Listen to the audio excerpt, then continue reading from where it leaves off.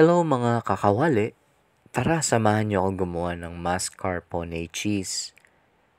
Nahirapan kasi ako maghanap nito para sa tiramisu cake. And kung makakita kayo, mahal pa. So naghanap ako ng DIY. Ang dali lang palang gawin ito. Kailangan lang natin ng cream. All-purpose lang ang ginamit ko. Cream of your choice, kayo nang bahala. Kailangan din ng 2 to 3 tablespoons ng lemon juice. Simmering lang ito guys for about 13 to 15 minutes.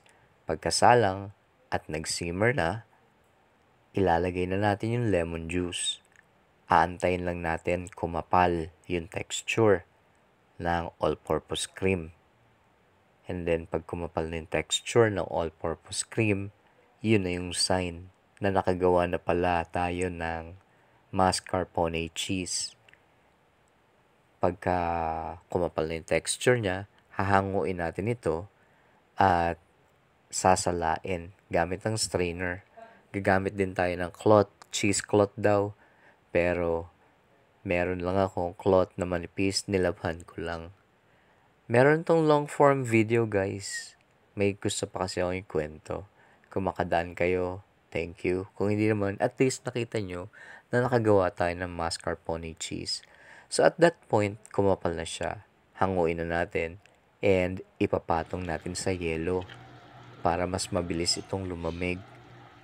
Once completely cool down na, ita-transfer na nga natin sa bowl at i-refrigerate natin for 24 hours for better texture. Pwede raw itong store sa ref for 7 days hanggang kung kailan nyo gagamitin.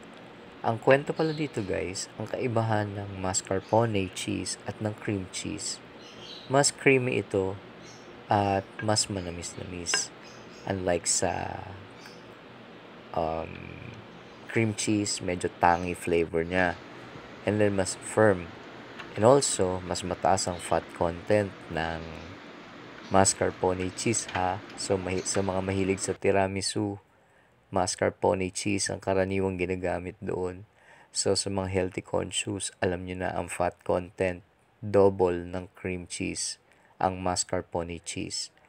And also, ang kaibahan ng cream cheese at mascarpone, eto nga, ang mascarpone ay made out of cream.